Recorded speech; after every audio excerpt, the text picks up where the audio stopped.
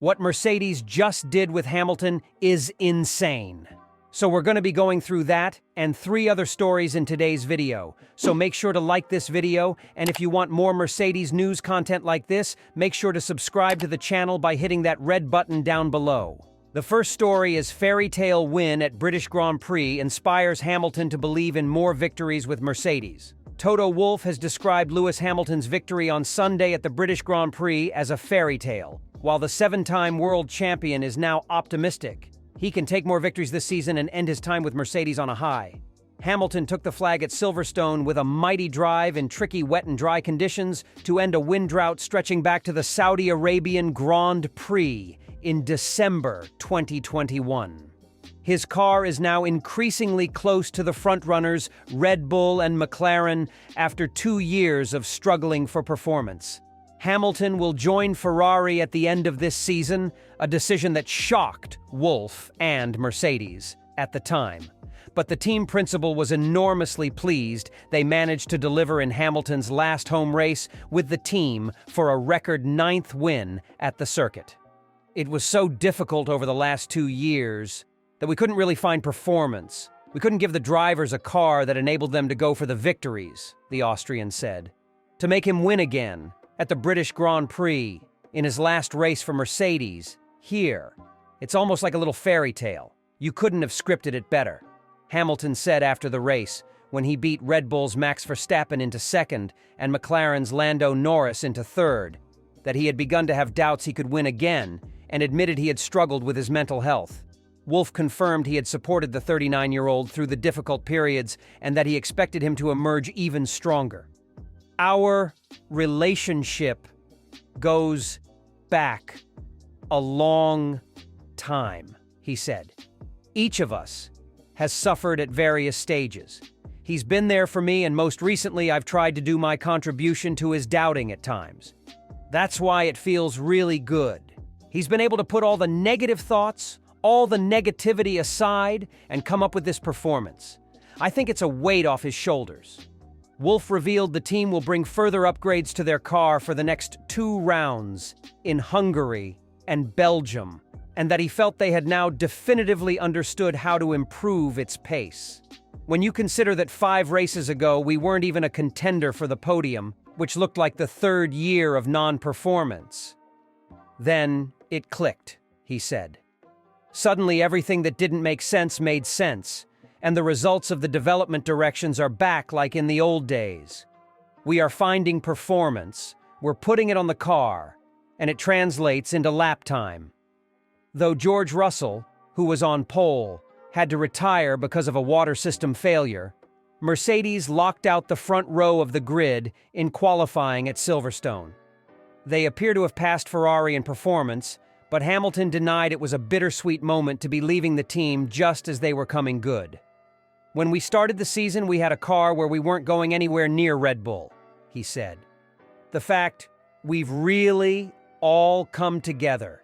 Everyone's done such a great job to get the car into a place where we're feeling much more comfortable and really changes from the foundation from last year. So, not leaving on a low, but leaving on a high, which has been our goal. The third story is Mercedes open-minded on F1 engines for Alpine. Mercedes have told Renault-owned Alpine they are open-minded on supplying Formula One power units from 2026 should the French manufacturer decide not to make its own, team boss Toto Wolff said on Friday. Renault are known to be assessing their future as an engine manufacturer, with a new era starting in 2026 and requiring hefty investment. There has been speculation Alpine could become a customer of Mercedes, but Wolff told reporters at the British Grand Prix that it was a complicated situation. Mercedes currently supply their own factory team, Williams, Aston Martin, and McLaren with engines, but Aston will be Honda-powered from 2026. We like the thought of replacing Aston Martin with another team because of the sheer learning you're doing, said Wolff.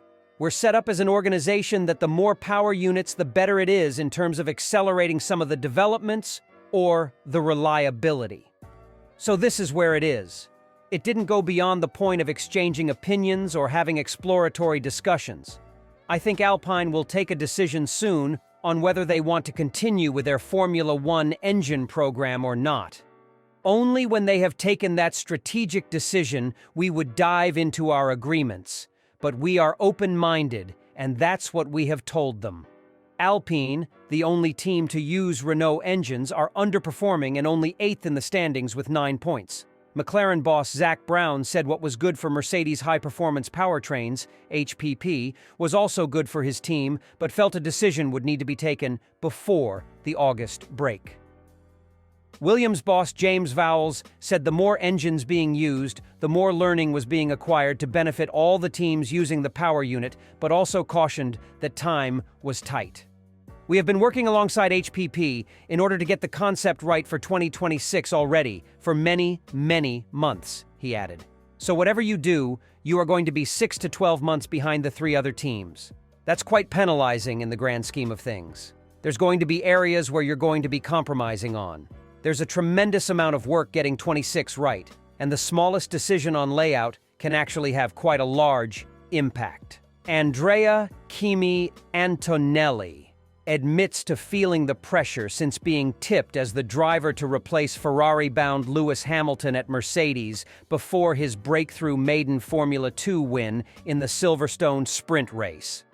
After winning the Formula Regional European title, the 17-year-old skipped Formula 3 in favor of competing in the more senior category. But the spotlight grew infinitely when Hamilton announced his shock Ferrari move for 2025.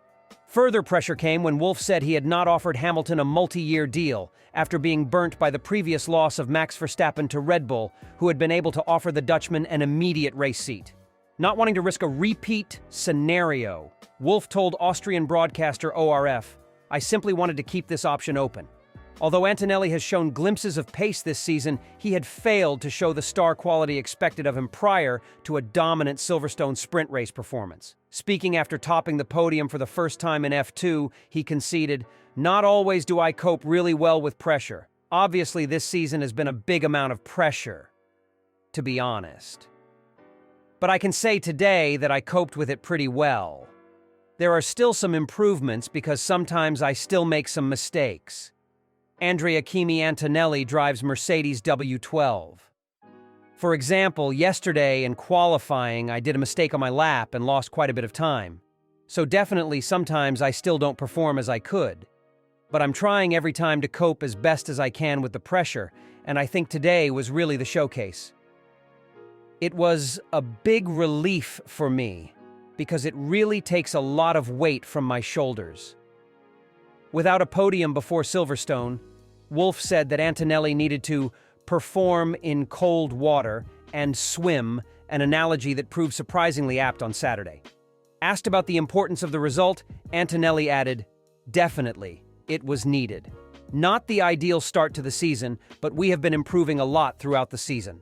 I have to say, on my side, in the last couple of weekends, I haven't done the greatest of jobs, but now I'm really happy to get my first win. It was a difficult race overall, really difficult conditions, but at the end, we managed everything really well." The second story is Lewis Hamilton explains how upgraded W15 feels better everywhere. Lewis Hamilton says Mercedes' W15 F1 car is better everywhere after helping the team secure their best qualifying result of the season at the British Grand Prix, writes Lewis Larkham at Silverstone. George Russell headed a British 1-2-3 in a thrilling wet-dry qualifying at Silverstone as he beat 7-time world champion teammate Hamilton to pole position by 0.171 seconds, with Lando Norris third for McLaren. Mercedes have made notable progress with their troublesome W15 in recent weeks amid an aggressive development push, with a raft of upgrades being introduced to their car.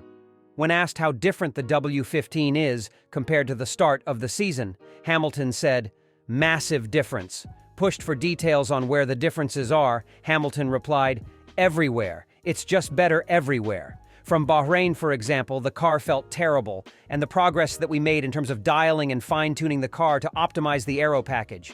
This team has never struggled to add performance, but where particularly they put that performance has always been with this generation of car has been a big question and where we're getting the downforce from. They've done an amazing job, the engineers back at the factory. But look, we definitely take it today, but these guys are still... Red Bull, particularly Max, and the McLarens are very, very, very fast. And in some ways, you saw in the last race they were quite a bit ahead of us. So I'm hoping that tomorrow, with the conditions, we can hold our own. After claiming his second pole of the year, a week after scoring Mercedes' first win since 2022, Russell insisted the team have now found the happy medium with their car. I think we've made some small changes which have had a big impact, he explained. We knew from the start of this year the baseline of this car is substantially better than what we've had in previous years. But we went from having an oversteer car last year, then to an understeer car this year.